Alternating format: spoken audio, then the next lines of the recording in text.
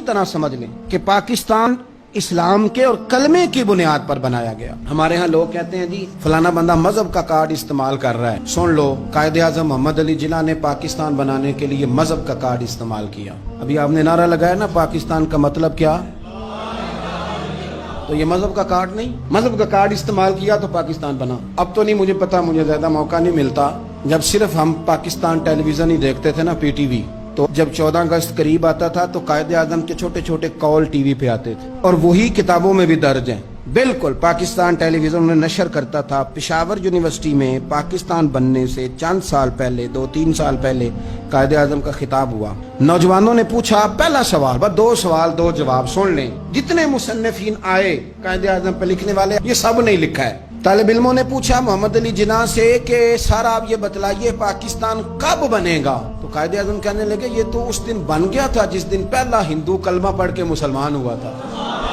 तो बना हुआ है, अब तो सिर्फ हमने हदबंदी करनी है। पाकिस्तान तो बना हुआ है, जिस दिन पहले बंदे ने कलमा पढ़ा था बन गया था। उसने फौरन दूसरा सवाल किया, उसने कहा ये बतलाइए दस्तूर, मंशूर, आइन, पॉलिसी, फॉरेन पॉलिसी, खारजा पॉलिसी, दाखिला पॉलिसी, ये कौन सी पाकिस्तान में आप नाफिज करेंगे? तो कायदे आजम कहने लगे ये आपने अजीब बच्चों वाला सवाल पूछा है, दस्तूर, मंशूर, पॉलिसी, खारजा, दाखिला, इसका क्या मतलब हुआ? कहने लगे हमने कोई पॉलिसी नहीं बनानी, पॉलिसी तो हमें मदीने वाले रसूल ने बना के दे दी है, हमने तो बस वो नाफिज करनी है। लेकिन यहाँ पता नहीं लोग कहाँ सो गए, उनकी जिंदगी ने वफा ने की, वो चले गए।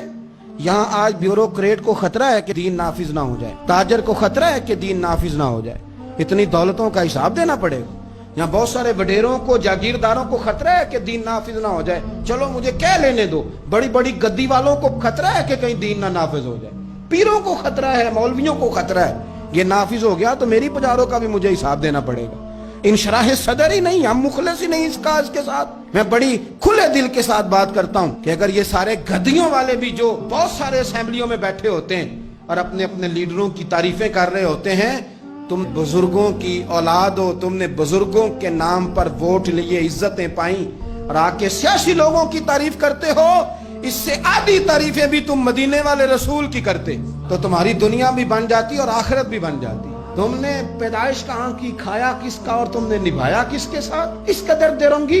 तो पाकिस्तान निजाम मुस्तफा सल्लल्लाहु अलैहि वसल्लम के लिए बना है, इसमें दीन नाफिज होगा जब इसके अंदर हुजूर का बनाया हुआ कानून लागू होगा, जब इसके अंदर वो सजाएं जो नबी पाक ने बयान की वो नाफिज होंगी। आप देखें ना, हुजूर ने फरमाया था कि मैं वो निजाम लेके आऊंगा कि एक औरत मकाम हिरा, बहुत दूर था मक्के से, फरमाया एक बीबी अकेली मकाम हिरा से चलेगी और वो मक्के आएगी, मदीने आएगी, उसे किसी का डर नहीं होगा, अकेली चलेगी। हम तो अपनी जवान बच्ची अपने मोहल्ले की गली में रात को अकेली नहीं भेज सकते, हालांकि बड़े कैमरे, बड़ी खुफिया एजेंसियां, बड़े इदारे, लेकिन मेरे रसूल पाक बज़ाहिर कोई कैमरा नहीं, कोई खुफिया इदारा नहीं। फरमाया मैं वो निजाम लाऊंगा, मकाम हिरा से औरत अकेली चलेगी और मदीने आएगी, सिवाय अल्लाह के किसी का खतरा नहीं होगा। जनाब अबू हुरैरा कहते मैंने सुन लिया था, मैं मुंतजिर था कि वो वक्त आए। फिर जनाब उमर का जमाना, एक बीबी आई, वो ऊंट पे बैठी है और अपनी गोद में उसने गठड़ी कपड़ों की रखी है। फरमाते हैं जब मस्जिद नबी के बाहर उसने ऊंट बिठाया, मैं नहीं कोई और बात कर रहा था, पूछा कहां से आई हो? कहने लगी मकाम हिरा से। अकेली आई हो कि कोई साथ था? कहने लगी अकेली थी। का किसी ने कुछ कहा तो नहीं? कहने लगी कुर्बान जाऊं मदीने वाले नबी के निजाम पर। किसी ने आंख उठा के नहीं देखा, रोटी तो पूछते रहे, पानी तो पूछते रहे, सोने को जगह तो देते रहे, पर सारे मेरे इज्जत की, नामूस के मुहाफिज रहे।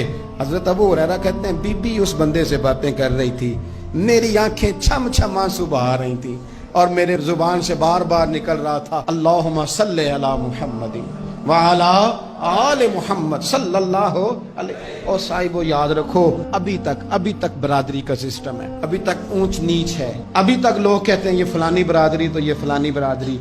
मेरे रसूल पाक सल्लल्लाहु अलैहि वसल्लम ने वो निजाम दिया कि जिसमें हजरत उस्मान गनी को उनके भाइयों ने, कज़नों ने मीटिंग पे बुलाया और बुला कर तुझे कल भी बुलाया था, तू आया ही नहीं, अच्छा तू हमारा भाई है। तो उस्मान गनी कहने लगे तुमने बाप दादा के नाम पे बुलाया था तो मैं आ गया था, वरना भाई भाई वाली बात कोई नहीं।